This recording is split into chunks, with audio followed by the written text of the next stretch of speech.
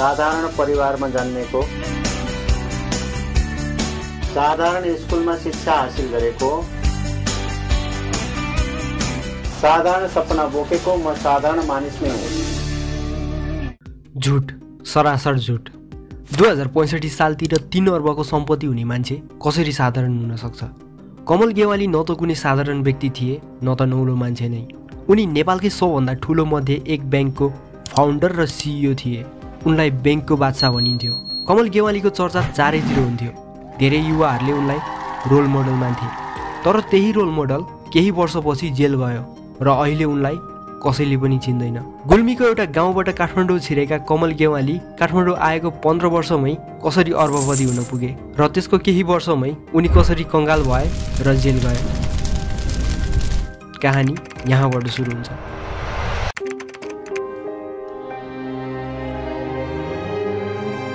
कमल प्रसाद गेवाली। कमल गेवालीको जन्म गुल्मीको थोरगा माझगाउँमा 2024 साल भदौ 14 गते भएको थियो। कमलका बुबा 14 गाउँको जिम्वाल मुखिया थिए। जिम्वाल भए पनि उनको बुबाले अरू जिम्वाल मुखियाले जस्तै गाउँमा शासन गर्न मन पराएनन्। यही कारण कमलको परिवार मध्यमवर्गीयमै गनिन्थ्यो। कमलका 6 जना दिदी हुनुहुन्थ्यो। उनका 4 जना दाइ भने जन्मेको केही वर्ष नपुग्दै बितेका थिए भने उनको एक दाइ बिहे गरेको केही वर्षपछि धेरै मादक पदार्थ सेवन गरेका कारण बिते। घरको एक्लो छोरो कमल सानोमा निकै नै बदमास थिए। तर घरको आर्थिक अवस्था कमजोर हुँदै गएपछि भने कमलमाथि जिम्मेवारी थपिँदै गयो। त्यही माथि 15 वर्षको उमेरमा उनको परिवारले उनको विवाह गरिदियो। बिहेपछि पनि कमलको पढाइ भने रोकिएन। एसएलसी पास गरेपछि थप पढाइ गर्नको लागि बुबाले खर्च दिन नसक्ने भएपछि कमल आफैले ट्युसन पढाएर आफ्नो खर्च धान्न थाले। ट्युसनकै कमाइले पछि कमलले पाल्पामा घर पनि किनेका थिए। पढाइ राम्रै भए पनि कमलको वैवाहिक जीवन भने त्यति राम्रो भएन। उनको श्रीमती माइत गएर बस्न थाल्नु भयो। पाल्पामा बसेर क्याम्पस पढिरहेका कमलले घरमा बस्न श्रीमतीलाई भने पनि घरमा कुरा नमिलेको कारण उनको श्रीमती माइतमै बस्नु भयो। यही बीचमा कमलका बुबा बिते। गुल्मीको सहरमा बसेर पढिरहेका कमलका बुबा बितेपछि गाउँमा बुढी आमाको सहारा कोही भएन। यसैका निम्ति केही समयमै कमलले दोस्रो विवाह गरे। यही कारण पछि जेठी श्रीमतीबाट कमलले धेरै नै दुःख पाएका थिए। पाल्पाको क्याम्पसमा पढिरहेका कमल अनेक दुःख गरेर सिए पढ्नको लागि इन्डिया गए। त्यहाँ दिदी भेनाको डेरामा बसेर सिएको पढाइ सुरु गरे पनि त्यसको केही समयपछि कमलको दुःख देखेका कमलका इन्डियन साथीका आमा बुवाले उनीहरूकै घरमा बसेर पढाइ गर्न आग्रह गरेपछि कमल त्यहीँ सरे। पहिलो परीक्षामा पास भए पनि सिएको अन्तिम परीक्षामा भने कमल फेल भए। त्यसको केही समयपछि कमल नेपाल फर्किए। गुल्मीमा केही महिना बिताएपछि कमल 2051 सालतिर श्री फाइनान्सको जागिरका लागि इन्टरभ्यू दिन पहिलो पटक काठमाडौँ आइपुगे। महिनाको 7,700 रुपियाँको तलबसहित कमल गेवालीले श्री फाइनान्समा जागिर पनि पाए। त्यसको केही समयपछि कमलले बाबा ग्यासमा पार्ट टाइम लेखाको काम पनि गरे। 2 ठाउँमा काम गरेर कमलले केही पैसा जम्मा गरे र आफ्नो श्रीमती र आमालाई काठमाडौँ लिएर आए। परिवारलाई काठमाडौँको डेरामा राखेका कमलले 2055 सालमा काठमाडौँमै घर खरिद गरे। यही वर्ष कमल गेवालीले श्री फाइनान्सकै सञ्चालकहरूको लगानी रहेको काठमाडौँ मेडिकल कलेजमा पनि वित्तीय व्यवस्थापनको काम सम्हाले। त्यसको केही वर्षपछि 2059 सालमा श्री फाइनान्सको जागिर छोडी कमलले काठमाडौँ इन्जिनियरिङ कलेज र किस्ट कलेजका संस्थापकसँग मिलेर पावर टु सक्सिड भन्ने मूल नाराका साथ Kist merchant banking and finance limited नाम गरेको फाइनान्स कम्पनी खोले। फाइनान्स कम्पनी खोले भने कमल बाहेक किस्ट फाइनान्सका अरू लगानीकर्तालाई वित्तीय क्षेत्रको ज्ञान थिएन। यही कारण कमलको लगभग हरेक निर्णयमा किस्ट फाइनान्सका अरू लगानीकर्ताको पनि साथ हुन्थ्यो।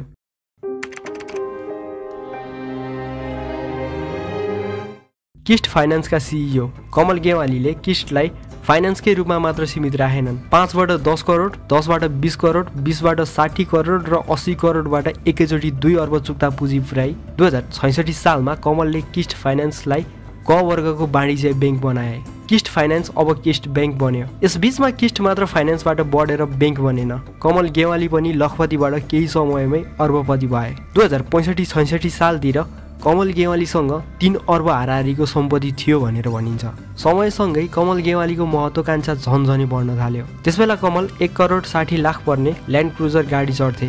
ब्याङ्कको शाखा भ्रमण गर्न जाँदा हेलिकप्टर लिएर जानुपर्छ भन्ने कमल गेवाली आफू ब्याङ्कर नभई बिजनेसम्यान हुँ भन्ने गर्थे। कमलले गफ मात्रै गरेका थिएनन्, काम पनि गरेका थिए। उनले किस्ट ब्याङ्कलाई नेपालकै सबभन्दा बढी शाखा भएको ब्याङ्क बनाए। त्यसबेला नेपालभर किस्ट ब्याङ्कको 51 वटा शाखा थियो र किस्ट ब्याङ्कलाई त्यसबेला नेपालकै 10 सबैभन्दा राम्रो ब्याङ्क मध्ये एकमा गनिन्थ्यो। मिडियाले कमललाई धेरै जस्तो देखाइरहने भएका कारण पनि कमल गेवालीको चर्चा त्यसबेला निकै नै हुन थाल्यो। कमल गेवालीलाई त्यसबेला ब्याङ्किङ क्षेत्रको बादशाह जसरी हेरिन्थ्यो र त्यसबेला कमल गेवालीलाई आफ्नो रोल मोडल मान्ने धेरै नै युवाहरू पनि थिए। किस्ट ब्याङ्क ठुलो हुँदै गएपछि ब्याङ्कको कार्यालय आकर्षक हुनुपर्छ भनेर अनामनगरको धोबीखोला किनारमा आफ्नै पहलमा कमलले 7 तले भव्य भवन बनाए। त्यो भवन यति आकर्षक छ कि अहिले पनि मान्छेहरू त्यो बाटो हिँड्दा एक न एकचोटि त्यता टाउको फर्काउने गर्छन्। कमल किस्ट ब्याङ्कलाई नेपालकै सबभन्दा ठुलो ब्याङ्क बनाउन चाहन्थे, यति ठुलो कि कुनै दिन यदि ब्याङ्क नै बन्द हुने अवस्था आयो भने ब्याङ्कलाई बचाउन सरकारले लागि परोस्। कमल गेवालीको महत्त्वाकांक्षा देखेर एकपटक किस्ट ब्याङ्कका एक सञ्चालकले ब्याङ्कबारे बढी महत्त्वाकांक्षा राखेर अघि बढ्दा समस्या आइपर्छ भनेर सञ्चालक समितिको बैठकमा कुरा उठाउँदा कमलले तपाईँ चिन्ता नगर्नुहोस्, यो ब्याङ्कलाई सानो समस्या पर्यो भने यसको उद्धार गर्न तत्कालै सिंहदरबारमा मन्त्री परिषदको बैठक बस्ने अवस्थासम्म पुर्याउँछु भनेका थिए।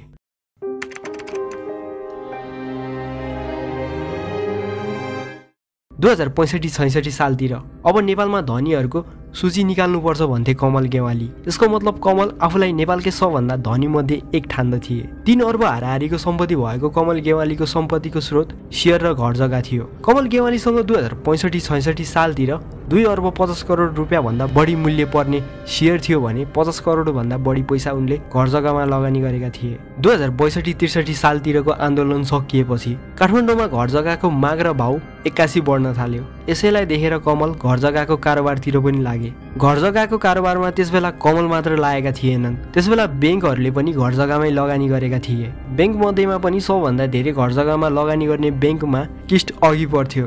त्यतिबेला किस्टले कुल कर्जाको 48% लगानी घर जग्गामा गरेको थियो। सबै ठिक चलि नै रहेको थियो। कमल र किस्टको चर्चा भइ नै रहेको थियो। कमल नेपालकै सबभन्दा धनी हुने बाटोतिर हिँड्दै थिए। यतिकैमा कमलको गतिमा ब्रेक लाग्यो। 2065 साल अंग्रेजी वर्ष 2008 विश्वभर आर्थिक मन्दी आयो। 2008 मा आएको फाइनान्शियल क्राइसिसको मेन कारण पनि घर जग्गा नै थियो। तर 2008 को फाइनान्शियल क्राइसिसले नेपाललाई भने धेरै ठुलो असर गरेन। असर नै नगरे पनि नेपालमा घर जग्गाको भाउ र कारोबार बढी नै रहेको थियो। ब्याङ्कहरूले यसबेला जति सक्दो घर जग्गामै पैसा खनाएका थिए। यसबेला घर जग्गाको कारोबारमा कमल गेवालीको मात्र चर्चा थिएन। सुधीर बस्नेत, इच्छाराज तामाङ जस्ता टाइकुनहरूलाई पनि घर जग्गा कारोबारको बादशाह मानिन्थ्यो। तर यसमा राष्ट्र ब्याङ्कले भने खतरा देख्यो। यही कारण विश्व आर्थिक मन्दी आएको लगभग 1 वर्षपछि 2066 पुस 2 गते गभर्नर विजयनाथ भट्टराईको पालामा राष्ट्र ब्याङ्कले ब्याङ्कहरूलाई घर जग्गामा 25% भन्दा बढी ऋण लगानी नगर्नु भनेर आदेश दियो। राष्ट्र ब्याङ्कको त्यही आदेशपछि नेपालमा पनि घर जग्गा कारोबारमा मन्दी आउन थाल्यो। घर जग्गामा कमल गेवाली र उनको किस्ट ब्याङ्कले धेरै नै लगानी गरेकाले यस मन्दीले कमल र उनको ब्याङ्कलाई धेरै नै असर गर्यो। यही बीच कमललाई अर्को झट्का लाग्यो। 2065 सालतिर नेपालको शेयर बजार तत्कालीन समयको उच्च बिन्दु 1175 मा पुगेको थियो। त्यही समयमा तत्कालीन अर्थमन्त्री बाबुराम भट्टराईले शेयर बजारलाई जुवा घरको नाम दिए। यही कारण त्यसबेला नेपालको शेयर बजारमा मन्दी आउन थाल्यो। यद्यपि त्यसबेला शेयर बजार घट्नुमा बाबुराम भट्टराईको मात्र बोली मुख्य कारण थिएन। जे भए पनि नेपालको शेयर बजार घट्न रोकिएन। 2068 सालसम्म आइपुग्दा नेप्से 292 बिन्दुसम्म ओर्लिएको थियो। 1100 को नेप्से 300 बिन्दुको हाराहारीमा आइपुग्दा कमललाई धेरै नै घाटा भयो। उनको 2 अर्ब 50 करोड रुपियाँ भन्दा बढी मूल्य पर्ने शेयरको मूल्य त्यसबेला कति घट्यो ठ्याक्कै भन्न नसकिए पनि उनलाई अर्बकै हाराहारीमा घाटा भएको अनुमान लगाउन सकिन्छ। यिनै वर्षहरूमा पैसाको अभावका कारण ब्याङ्किङ क्षेत्र पनि ठुलो दबावमा पर्यो। 1-2 वर्षको अवधिमा भएका यी 3वटा घटना कमलका लागि आकाश खसेजै भयो। कमलको पैसा घर जग्गा र शेयर बजारमा फसिसकेको थियो। कमलसँग यो सब घाटा बिहोर्न र अरू कारोबार सम्पन्न गर्न पर्याप्त पैसा थिएन। यसबाट उकासिन यसपछि कमलले गलत कदम उठाए। 2067 सालतिर कमल गेवालीको श्रीमती पनि समावेश हुनुभएको जम्को प्रकाशनलाई किस्ट ब्याङ्कले 15 करोड ऋण दिएको थियो। जम्कोका सञ्चालक किशोर ढकालको नाममा ऋण लिएको भए पनि त्यो ऋणमध्ये आधी भन्दा धेरै पैसा कमलले चलाएका थिए। त्यति पैसाले पनि कमलको काम बनेन। सिद्धार्थ डेभलपमेन्ट ब्याङ्कका अध्यक्ष शेखर आर्यल कमल गेवालीका साथी थिए भने त्यही ब्याङ्कका सिइओ दिपेन्द्र कार्कीले कमल गेवालीलाई गुरु नै मान्थे। यही सम्बन्धको गलत फाइदा उठाउँदै त्यही वर्ष कमलले सिद्धार्थ डेभलपमेन्ट ब्याङ्कबाट पनि जम्को प्रकाशनको नाममा 13 करोड ऋण लिए। तर यति पैसाले पनि कमलको सङ्कट टारेन। सिद्धार्थ डेभलपमेन्ट ब्याङ्कबाट लिएको ऋणको सामो ब्याजसम्म पनि कमलले तिर्न सकिरहेका थिएनन्। 2 वर्ष अगाडि मै हुँ भन्ने अर्बपति कमल गेवाली त्यसको 2 वर्षमै 10-15 करोडको ऋण तिर्न नसक्ने अवस्थामा आइपुगे। यी समस्या टार्न कमलले अनेक तरिका अपनाए, तर उनी झन्झन ऋणमा फस्दै गए। यसैबीच कमल गेवाली विरुद्ध राष्ट्र बैंकमा उजुरी पर्यो। राष्ट्र बैंकले 2069 सालमा कमल गेवालीमाथि छानबिन गर्यो। छानबिनको क्रममा गेवालीले 12 करोड पर्ने धितोमा 15 करोड रुपियाँ ऋण दिएको देखिएपछि जम्कोबाट 3.5 करोड रुपियाँ तत्काल उठाउन निर्देशन दिइयो। किस्टले जम्कोबाट तत्कालै 3.5 करोड रुपियाँ उठाए पनि त्यसबेला राष्ट्र बैंकले कमल गेवालीलाई 5 लाख जरिवाना पनि तिराएको थियो। जम्को प्रकाशनका सञ्चालक किशोर ढकाललाई भने बैंकिङ कसुरको मुद्दा चलाइयो। यो मुद्दाको छानबिन सिआइबीले गरेको थियो। अनुसन्धानको क्रममा सिआइबीले सिद्धार्थ र किस्टले जम्कोलाई दिएको ऋण जम्कोले नभई गेवाली दम्पतिले चलाएको पत्ता लगायो। 2070 जेठ 22 गते प्रहरीले कमल गेवालीको पत्नीलाई पक्राउ गर्यो। कमल गेवाली भने भागेर कहाँ गए कसैले पत्तो नै पाएन। कमल गेवालीको घोटालाको पर्दाफास भइसकेपछि किस्ट बैंकमा पैसा जम्मा गर्ने निक्षेपकर्ताहरू बैंकले पैसा खाइदिन्छ भन्ने डरले आफ्नो बचत फिर्ता लिन आउन थाले। किस्ट बैंक अब समस्यामा पर्न थाल्यो। किस्ट लगभग कंगालीको बाटोतिर हिँड्दै थियो। किस्ट डुब्ने अवस्थामा पुगे पनि यसलाई बचाउन कमल गेवाली बाहिर निस्किएनन्। उनी भागेर कहाँ पुगे कसैले थाहा नै पाएनन्। कमल सायद भाग्नुपर्ने अवस्था आउँदैन थियो होला यदि राष्ट्र बैंकमा उनले चाहेको मान्छे गभर्नर बनिदिएको भए। केही वर्ष अगाडि राष्ट्र बैंकका तत्कालीन डेपुटी गभर्नर वीरविक्रम रायमाझीलाई गभर्नर बनाउन लागि परेका थिए कमल गेवाली। यो भन्दा अगाडि पनि डेपुटी गभर्नर वीरविक्रम रायमाझीले किस्टलाई हित हुने कुरा गर्थे र कमल र रायमाझीको राम्रो सम्बन्ध थियो। तर अनेक प्रयास गर्दा पनि कमलले वीरविक्रमलाई गभर्नर बनाउन सकेनन्। उनको साटो गभर्नरमा नियुक्त भए युवराज खतिवडा। खतिवडालाई यो भन्दा अगाडि कमलले आफू विरुद्ध वीरविक्रमलाई गभर्नर बनाउन पैसा बोकेर नेताहरूको घर घरमा पुगेको मन परेको थिएन। यही कारण गभर्नर भएपछि किस्ट र कमललाई तल झार्ने दाउमा थिए खतिवडा र उनको यो इच्छा पूरा पनि भयो। किस्ट डुब्ने बाटोतिर हिँड्दै थियो। तर राष्ट्र बैंक र यसका गभर्नर युवराज खतिवडाले किस्टलाई बचाउनुको साटो सञ्चालकहरूलाई कारवाही गर्नतिर मात्र ध्यान दिए। किस्ट डुब्ने खबर सायद सिंहदरबारले पनि सुन्यो होला। तर किस्ट बचाउन सिंहदरबारमा मन्त्री परिषदको बैठक भने भएन। उच्च अदालतले 2073 सालमा कमल गेवालीलाई 4 वर्ष जेल र 6 करोड 65 लाख रुपियाँ जरिवानाको सजाय सुनायो। यसबेलासम्म पनि कमल गेवालीलाई प्रहरीले भेटेको थिएन। कमल फरार भएको 5 वर्षपछि 2075 सालमा उनलाई भारतीय प्रहरीले बिन्द्रावनमा समात्यो। बिन्द्रावनमा कमल धर्मकर्ममा लागेका रहेछन्। नेपाल प्रहरीले कमललाई इन्डियाबाट नेपाल ल्यायो। बैंकिङ कसुर अन्तर्गत दिल्ली बजार कारागारमा कमललाई थुनियो। 4 वर्ष जेल जीवन बिताएर सायद अहिले कमल जेलबाट निस्किसके होला। तर अहिले कमल गेवालीलाई लगभग कसैले चिन्दैन। सायद अब कमल पनि त्यही चाहन्छन् होला कि उनलाई अब कसैले नचिनोस्। 2071 सालमै प्रभु विकास बैंकले किस्ट बैंकलाई गाबेर प्रभु बैंकको नाममा कारोबार थाल्यो। प्रभु बैंकले कमल गेवालीको ऋण उनकै सेयर बेचेर तिर्यो। अहिले किस्ट बैंकको हेड अफिसको बिल्डिङमा प्रभु बैंकको नाम छ। अहिले न त कमल गेवालीको अस्तित्व छ न त किस्ट बैंकको नै। यो कहानीले हामीलाई धेरै कुरा सिकाउँछ। के सिकाउँछ भन्नुभन्दा अगाडि म तपाईँलाई अर्को एउटा कहानी सुनाउँछु।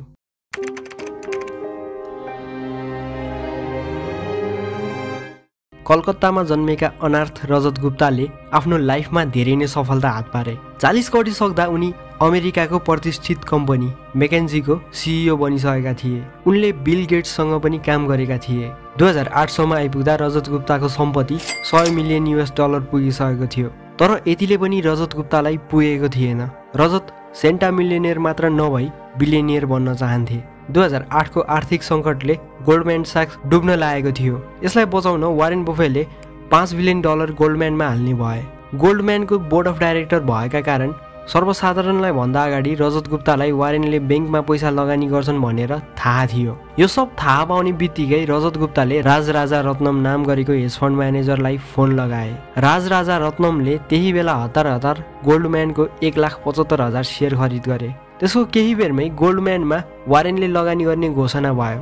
गोल्डम्यानको सेयर वात्तै बढ्यो। यो कारोबारमा हेज फन्ड म्यानेजर राजराजा रत्नमले $17 मिलियन को नाफा गरे। पछि यसबारेमा सेक्युरिटिज एन्ड एक्सचेन्ज कमिसनले छानबिन गर्यो र रजत गुप्ता र राजराजा रत्नमले इनसाइडर ट्रेडिङ गरेको साबित भयो। रजत गुप्ता र राजराजा रत्नमलाई सजाय भयो। उनीहरू जेल गए। वर्षौं लगाएर रजत गुप्ताले मान सम्मान र इज्जत पाएका थिए। उनीसँग पर्याप्त धन पनि थियो। तर रजतलाई अझै धन चाहिएको थियो। उनी बिलियनियर बन्न चाहन्थे तर जेल गए। कमल गेवालीसँग पनि पर्याप्त धन थियो तर पनि कमल नेपालकै सबभन्दा धनी बन्न चाहन्थे। उनी पनि जेल गए। आफूसँग पर्याप्त धन हुँदाहुँदै पनि अझै कमाउने इच्छा हुनु कुनै गलत कुरा होइन, तर त्यो सब पुरा गर्न यदि मान्छेले गलत काम गर्छ भने उसले सजाय भोग्नै पर्छ।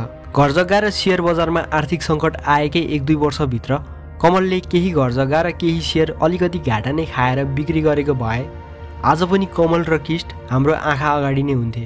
तर कमलले यस्तो गरेनन्। घर जग्गा र सेयरको मूल्य बढ्छ र बेच्छु भन्दै आश गरेर बसेका कमल कङ्गाल भई अन्तिममा जेल जानु पर्यो। अहिलेको युवा पुस्ता पनि कमल गेवाली जस्तै मेहनती र सफल बन्न सक्छ, तर कहाँ पुगेपछि कमल गेवाली जस्तो नबन्ने भन्ने कुरा हाम्रो पुस्तालाई थाहा हुन जरुरी छ। हामीले बनाएको भिडियो तपाईलाई मन पर्छ र तपाईँ हामीलाई सहयोग गर्न चाहनुहुन्छ भने थाहालाई सब्स्क्राइब गरेर भिडियोलाई लाइक गरेर पुरै भिडियो नभई भिडियोको लिङ्क मात्र सेयर गरेर र भिडियोमा कमेन्ट गरेर तपाईँ हामीलाई सहयोग गर्न सक्नुहुन्छ, किनकि तपाईँको साथ र सहयोगले हामीलाई फरक पर्छ। विनोद चौधरीले आफ्नै कर्मचारीका बुबालाई 57 दिनसम्म बन्धक बनाएर किन राखे र हरिनारायण रौनियारको कम्पनी पप्पु कन्स्ट्रक्सन किन बदनाम छ भन्ने कुरा थाहा पाउन तपाईँ हाम्रो यी 2 भिडियो हेर्न सक्नुहुन्छ। हामी तपाईँसँग अर्को भिडियोमा भेट्ने नै छौँ। त्यतिन्जेलसम्म थाहा हेर्दै र थाहा पाउँदै गर्नुहोला। धन्यवाद।